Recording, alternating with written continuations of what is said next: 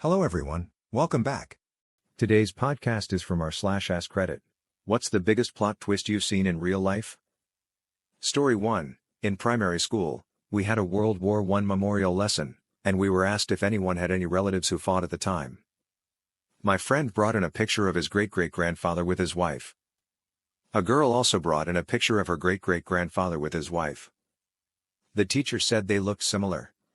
She put them side by side and looked shocked. We gathered around, and it was the same man who had kept his two wives a secret. Both had been married privately. They were cousins and didn't know. Story 2. I met a dude at my local 24-hour fitness who was wearing a Shark Punch shirt. Since most people have no clue about that band, I immediately decided I needed to talk to this guy about his taste in music, metal. We got to talking, found out he's a drummer, lives locally, and wants to jam. Awesome. We exchanged numbers and all that good stuff. Of course, however, actually meeting up with reliable musicians is much harder than it sounds, despite the enthusiasm. Around the same time, I was working security at a local bar and met this random cute girl who wasn't from the area but was totally into me and wanted to hang out. We exchanged numbers and planned to meet up.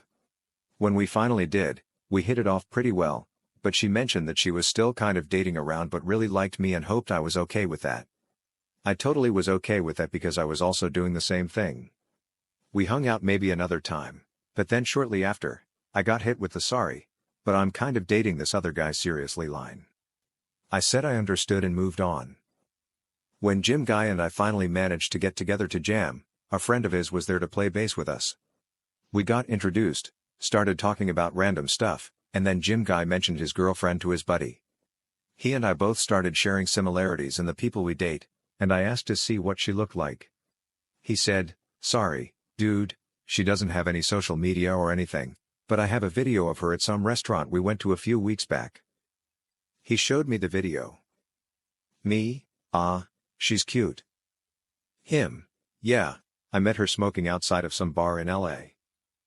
Me, dude, she totally reminds me of this girl I was dating not too long ago. What's her name? Him, Kim. Me, wait, really? That's so weird. I was dating a girl named Kim too. What are the odds? Hold up, she has Snapchat, right? Him, yeah, why? Me, I start trying to find her on Snap. Dude, what's her name on there? The friend at this point is looking at the both of us like, oh no, and starts laughing. Both of us at the same time. Kimbersleys. The friend was dying of laughter at this point, and we both came to the realization that we were the same guy she had been seeing. We still ended up jamming anyway. Story 3, maybe this isn't that big, but here it goes. I'm a medic, and one morning we had a call for an older woman, 70s if I remember right. She was having cardiac issues and was in compensated shock from a very low heart rate. From the time we got to her home to the time we were in the ambulance, she had gotten much worse. We paced her heart, and she was doing well the rest of our hour ride to the hospital. About 16 hours later, we got called for a rollover car accident. We got there and found one male in the vehicle, unresponsive. The vehicle was upside down off the road. We got him out, he was in very bad shape. He wasn't breathing, so we intubated him and headed to the hospital. Almost to the hospital, which was 30 miles away, he went into traumatic cardiac arrest. He was dead when we arrived. While on the way to the hospital, we found his wallet since we didn't know who he was. We saw his badge. Retired police officer. I remembered from the morning that our earlier patient's husband was a retired officer. He was on his way to see his wife. Unfortunately, he stopped by the bar first. While it wasn't my job, I went with the nurse to talk to the wife and let her know what happened. She thanked me for being there for her family so much that day. Story 4, I have a coworker, Joe, a great guy who has an equally great wife, Nina. Over the years, and even prior to meeting Joe, multiple doctors told Nina she would be unable to get pregnant on her own due to problems with her ovaries and fallopian tubes. She and Joe decided that a child-free life was okay with them. So, they got married and lived happily for 12 years. When they started out, they didn't have much, but as time passed, they progressed in their careers and made a nice life for themselves. Finally, They got to a point where they were comfortable enough to buy a sports car, something Joe always wanted.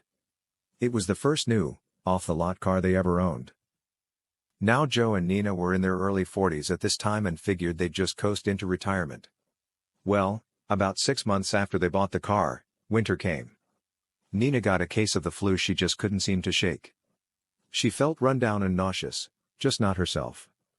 After about 3 weeks of this, she went to the doctor. The doctor asked if there was any possibility she could be pregnant. She laughed at him and said, "I've been married for 12 years now and haven't had so much as a scare of being pregnant. Multiple doctors said it's just not going to happen for me. No way." But the doctor said, "Humor me and let me rule it out. Just do a urine test." Wanting to figure out what was wrong, Nina took the test, and, you guessed it, she was pregnant. In their 40s and after 12 years of living just the two of them, they were expecting. After the initial shock wore off, they were actually pretty excited, even though they had to sell the sports car since a two-seater wasn't really going to work for them. A few months later, their son John came into the world, a happy, healthy baby. So, they became a family of 3, and they still are today. John just finished his first year of high school, a great kid and super smart too. You just never know what life's going to throw at you. Story 5. My sister's boyfriend decided he wanted to do more with his architecture skills, so he gave his 2 weeks' notice and moved to Haiti to help rebuild after the earthquake. They stayed together, though he had bad phone service, so they mostly kept in touch through emails. He sent her long emails with photos and stories of what they were doing. This went on for a couple of months. One offhanded tip from a coworker and a week of sleuthing later, it turned out he never went to Haiti. He had moved to Seattle to be with his fiancée and partner of 9 years. Story 6. During the last year of my grandfather's life, he had dementia and struggled to keep track of reality. Before he was placed in hospice care, he kept complaining about a man being in his house. He would say this man came around at night, taking his things and using his belongings. My grandma reassured him that she was the only one there. His doctor increased his medications, believing he was losing touch with reality. Fast forward to my grandfather's funeral, a man showed up who was only known to a few family members. He was an old friend of my grandmother's who came to show his support. In a small town like that, it was not unusual to see random people at funerals who had known the deceased at some point. About a year later, my grandmother let slip that she was seeing someone, the same man from the funeral. At first, it seemed sweet, they had started talking at church. Then, a bit later, innocent old grandma mentioned that it was their 3rd anniversary. My grandfather had passed away 2 years prior. That man was the person my grandpa had seen in his house every night. He was the reason everyone thought my grandfather was going crazy and the reason he was medicated to the point of being a vegetable during the last horrible year of his life. Story 7. In 1991, I was 19 and had just signed the lease for my first apartment. I had also received the first paycheck from my new job, which I deposited at an ATM, a first for me, as I usually went inside the bank. 2 weeks later, I got my bank statement and saw, with horror, that I had only $1.87 in my account. Something was wrong, I should have had at least $200. As I reached for the phone to call the bank, it rang. It was the police, asking if my ATM card had been stolen. I checked my wallet, realized my card was missing, and told them I was about to report $200 missing. They said, "We have your card and your $200, so come down to the station." Confused about how they had both my card and cash, I drove to the police station. The detective explained that someone, let's call him Bob, had pulled into the ATM after me and noticed a man acting suspiciously, dodging the camera. The man left the ATM, got into a car, and drove away at high speed. Bob inserted his card and withdrew $200, only for another card, mine, to pop out. Realizing he had withdrawn money from my account, Bob took the card and cash to the police. The detective gave me the description of the suspect, a man 5 feet 7 inches with brown hair and round gold-rimmed glasses. I realized, with growing embarrassment, that Bob was describing me. I had been moving back and forth while depositing my check, following the on-screen instructions and filling out the envelope. I forgot to take my card and drove away quickly because I was 19 and that was how I drove everywhere. Embarrassed, I didn't tell the detective I was the suspect. I just thanked him and left with the money I had essentially stolen from myself. Somewhere, I still have the police report where I am both the victim and the perpetrator. Story 8. A guy I knew in high school was late to class one winter day because someone hit his mailbox. His parents made him fix it before school, so he missed his ride and had to walk. The school staff understood and didn't punish him. Later, a girl came into class and started talking about how she lost control of her car on a hill and hit someone's mailbox. She panicked and drove off before anyone saw her. She described the house in enough detail for mailbox guy to put two and two together. He blurted out, "You hit my mailbox." She turned beet red. He wasn't too mad about it, and their reactions were hilarious to the rest of us. Story 9. We were living in Florida when my dad went to the eye doctor because he was seeing double. Otherwise, he was perfectly healthy. After explaining his symptoms, the doctor picked up a medical book and found a page that matched what my dad was describing. The doctor showed him the book, and my dad saw a photo of a kid from the 1960s. My dad looked closer and said, "Doc, that's me." It turned out my dad had a rare eye condition as a kid, so they took his picture and included it in the medical book. He didn't remember much about the photo being taken, but he got a copy to keep. Story 10. I was on a flight from Paris to Boston with an aisle seat across from a hallway of bathrooms. A man sitting a few rows up kept going in and out of the bathroom, glancing toward his seat. Eventually, he convinced a woman sitting next to his empty seat to join him. They started making out in the bathroom hallway before disappearing into the bathroom together. This happened 3 times during the flight. My husband and I joked they must be newlyweds. When we landed, the woman was waiting at the gate, but the man was nowhere in sight. Instead, another man from the back of the plane approached her, kissed her, and asked if she got any sleep. They walked off, arms around each other. It turned out she wasn't on her honeymoon. She had been hooking up with her seatmate while her husband sat in the back of the plane. Story 11. For a semester in high school, my English teacher set up this game where one student was a secret killer. Every couple of days, the killer would sneak a note into a classmate's locker, backpack, textbook, or wherever that said, "You've been killed." My best friend and I were trying harder than anyone else in the class to play detective, especially near the end of the semester. Close to the end of school, there were about 6 students left alive, and it turns out my best friend was the killer the whole time. Edit. It's probably too late to add to the story since this post is already old, but there are some great parts I left out. They took the last 6 students who were alive and brought them in front of the class one at a time so we could all debate if he or she was the killer, and the person could plead their case. The teacher brings my friend up and says, "Okay, tell us what happened." My friend starts explaining how he had to be sneaky and so on. For a good 20 seconds, I just didn't understand what he was talking about. There wasn't any great reveal or drumroll. He just stood in front of the class and started explaining how he killed everyone. I lost it pretty hard. The other twist I forgot to mention is that at week 2 or 3, he went to a student he didn't talk to much and told him he was the killer and needed his help to kill another student. So, he handed him a few of the notes, and from then on, he had someone on the inside helping him kill people. That's why he could kill so many people without being caught. If someone got killed, I was always with my friend, so I could vouch for him. The teacher said there was nothing in the rule book about getting another person to help. It was a huge gamble because the other kid could have just said, "I caught the killer," and the game would have been over. I forgot to mention that guessing who the killer is didn't matter. You had to catch them in the act. So, when there were only a few people left, everyone was yelling, "You're the killer," and pointing fingers back and forth. Story 12. The little town I grew up in had these 2 car dealerships on opposite sides of town, one Chevy, one Ford. They were bitter rivals. Attack ads, trash-talking salesmen, billboard wars, you name it. When the owner of the Chevy dealership died, it came out that he also owned the Ford dealership by way of a shell company. No one saw that coming, including a lot of the higher-ups who worked at the dealerships. Story 13. My esthetician was giving a Brazilian wax to a new client. The new client went on and on about this new guy she was dating and how he's a bartender at XYZ. Turns out, the esthetician's boyfriend was the bartender. Always fun to find out you're knee-deep waxing the woman your boyfriend is cheating on you with. Story 14. A friend of mine was sneaking out for a trip outside the city with his friends since his parents didn't let him go. They were on motorbikes, already on their way out of town when suddenly he got into an accident with another bike. It was his dad he crashed into. Story 15. My grandfather's funeral. He was always a fairly reserved and distant father, as far as I understood. He fit the stereotype of a northern dockworker who came home expecting dinner on the table and then went to the pub all evening via the bookies. An unsurprising heart attack later, we're all gathered for his funeral.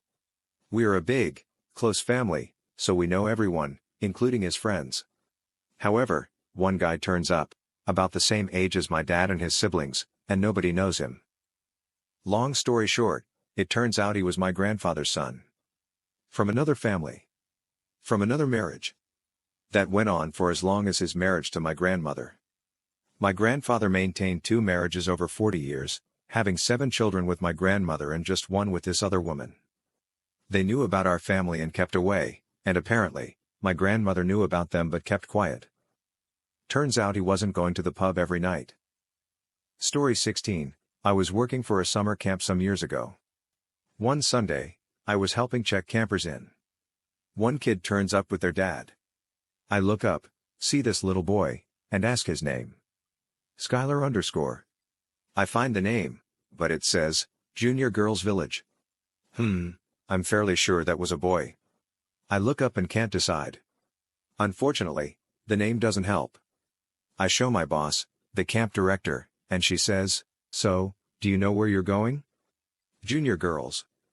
"Junior boys?" The dad promptly says, "Junior boys." As if the one kid with a unisex name and long blonde hair who was actually a boy somehow ended up listed as a girl in the system. I also checked in a kid whose surname was Dyson. Upon confirming it, I found out his mom's maiden name was Broom. She upgraded. Story 17. I've told this story before, and I'll try to keep it short. I get on the plane after a short layover, but it's late, and I'm cranky. The guys in the row in front of me are being drunk and obnoxious. Their buddy walks up and taps me on the shoulder. "Excuse me, was wondering if you'd trade seats with me. I want to be next to my frat brothers." My eye roll was so intense. Dude's friend says, "So, my buddy accidentally booked first class." Me, "Aw, I'm happy to help y'all. Please have a seat, in 23B. So I go to take dude's first class seat, and I have to tap my seatmate on the shoulder to let me into our classy, 2-person row. My seatmate and I get to talking. Turns out he was a member of the Jamaican bobsled team that went to the Olympics. The team Cool Runnings was based on. Story 18. This girl I went to school with was the same, smart, really nice to everyone, good-looking, traditional family, does charity work. Her grandfather and her dad own the biggest transportation company in our area, and her mom runs a successful clothes shop for other rich women. She got a psychology degree and opened her own practice. Then she married a distant cousin, equally rich, smart, nice, good-looking. A few years into the marriage they get divorced for apparently no reason, and both delete all social media accounts. Turns out she had been working as a prostitute ever since she started college. It's legal here. Her family confronted her and she confessed, said she does it for fun, sort of a hobby. Edit.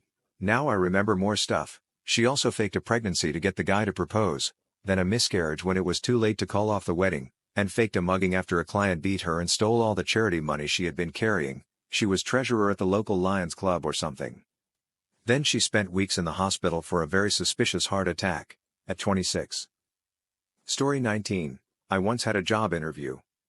It was very early in my career and I was trying to move 500 miles to a new place. I built prototypes and brought samples of my work. It was a 9-hour drive, but everyone seemed so enthusiastic that I figured it was a lock. I did not get the job. I found another job in the area and took it.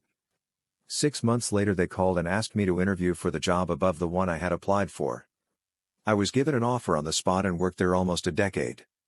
In the first few months the people there told me the guy whose job I had, who would have been my boss if he hired me initially, had actually said the samples and work I did was beyond him and he didn't want an employee who knew more than him. Well, I guess he doesn't have that problem since they fired him and replaced him with me. Story 20. My buddy and his girlfriend took a train to London to see a band play. It was a long journey, almost an hour, with a few stops, and once they were one stop away from London they realized they didn't have the concert tickets. They got off the train, checked their bags, searched every pocket, checked their bags again and decided to go back home to look there. They got back and found the tickets on the table in the hall of their house, and headed back out again. When they were arriving at the station for a second time, they had to wait because there was a potential bomb threat. It turned out there was an unattended bag which was being checked over by the bomb squad. Whose bag? My buddy's girlfriend bag. She'd left it at the station after looking for the tickets. Story 21. Met a guy online. He was cool. Found out he lived less than 2 hours from where I live. We meet up. First time seeing each other's actual faces. Effing doppelgangers. Turns out his father is my bio father's older brother. Both our bio dads bailed before we were born. We both were SA as kids by teachers, him at 15, me at 13. Both us have soy allergies and lysonuric protein intolerance, it's genetic. And both us joined the army and failed out during BCT due to undiagnosed mental health issues. Our lives had run parallel to each other. Hess only a year older than me. Story 22, only one I can think of right now is about my old roommate and her BF. So because we have the extra space, sometimes my mom will rent out rooms to people. We once had a roommate who was 18 years old at the time and she was dating this 40-year-old loser/moocher. He'd feed her lies saying I have this $1 million idea that's in the works, just BS after BS, so she would continue to spend her parents' money on him. He was living out of his car and would always try to sneak into our house so he'd have a free place to stay. He'd eat our food from the fridge as well as kick our dogs when he thought no one was looking. The girl's parents, who were paying the rent for her, told my mom she was not to see this person. For about a year, she acted like she wasn't seeing him anymore, but we'd somehow find out that wasn't the case. One time we found him hiding behind one of those ginormous Costco teddy bears in her room. And another time he rang the doorbell 10 p.m. on a Friday and showed up with a clipboard and had the audacity to list off to my mom all the things he'd like to change about our house. Like WTF? How many times do we have to tell you you're not even allowed in our house? Anyways, despite our attempts she kept seeing this loser. And every time we'd catch him with her we'd have to tell her parents. Plot twist was that right before the 40-years-old BF was seeing my roommate, he had been having an affair with her mother for a while. But the mom stopped seeing him when she found out all he does is lie and couldn't support her, let alone himself. When that ended, he then ended up dating her daughter. What weirded me out was that the daughter knew that her current BF had been banging her mom right before he started dating her. Story 23. My buddy started dating a girl from the opposite side of the country. She claimed her dad was a mega-rich businessman in Singapore or the Philippines and that she had a large trust fund. Things got serious. She rented a luxurious condo, bought a brand new Escalade, got a dog, and even had breast implants done because my buddy is a tit guy. She'd frequently travel back home to visit her sisters and family, but he was never invited. After a year or two, she finally agreed to take him for Thanksgiving, but insisted he get a hotel room because her traditional family wouldn't approve of them living together before marriage. Thanksgiving morning, he woke up to a knock at the door. She wasn't in the room. He opened the door, and standing there was a random guy, her husband. Turns out her sisters were her children, and the rich dad was her actual husband. She wasn't 24 as she claimed but 38. The husband and my buddy sat and talked for half an hour. Later that day, I got a call asking if I could pick him up from the airport. Crazy. Story 24. In high school, I was dating my girlfriend, and we went to visit her brother, who had recently gotten married. That night, his wife didn't come home from work, and everyone was worried. A posse formed to go look for her, but my girlfriend and I decided to sneak off to a country road to make out. When we got there, someone else had already claimed the spot. A truck was parked there. My girlfriend recognized it. It was her sister-in-law's truck. We pulled up, honked the horn, and her sister-in-law's head popped up. She was in the middle of having sex with her middle-aged boss. She quickly climbed into the driver's seat, naked, and drove away. We went back to her brother's house and told him. He started crying. One of her other brothers was furious, ripped the screen door off the hinges, and left to hunt them down. They didn't find them. The brother filed for divorce and split custody of their 1-year-old. After all this, my girlfriend's family stopped talking to me, probably out of embarrassment. A few weeks later, my girlfriend broke up with me. Weird. Story 25. In high school, I stayed late to work on AV projects. One December evening in 1998, I was filming a holiday special for the school TV channel. My friend was interviewing students and staff about their holiday memories. During one take, a group of students walked by, and one of them shouted something obscene. I angrily swung the camera around, pointed it at the group, and yelled, "I've got you on tape." That incident was the last thing on my mind later that night when I learned my mom had been critically injured in a head-on collision. The other car, which veered into her lane, was driven by 3 girls from my school. Story 26. I dated this girl for a while in high school. She loved expensive things, travel, fine dining, the works. I, on the other hand, was a broke cook/server trying to make ends meet. One night, at a party, a guy told me he'd had a crush on her since 4th grade. This guy was loaded. Right then, I realized, she should be dating him, not me. So, drunk and impulsive, I called her over and said, "If you want someone who can buy you what you want, he's your guy." She thought I was joking, but I wasn't. It was an awkward breakup, but I made it out without too much drama. A few weeks later, they were officially a couple. He even took her to Spain. A couple of months after that, I ran into him. "How was Spain?" I asked. Silence. "How's, ex-girlfriend?" "She got married. To a guy in Spain. She stayed there." Oh. Story 27. Several years ago, I went to the New River Gorge with my wife, then fiancée, and a group of friends for a Memorial Day camping and rock climbing trip. On the last day, 5 of us decided to mix things up and go whitewater rafting instead of climbing. We booked with a guide company, showed up ready, and hopped on the bus to the launch site.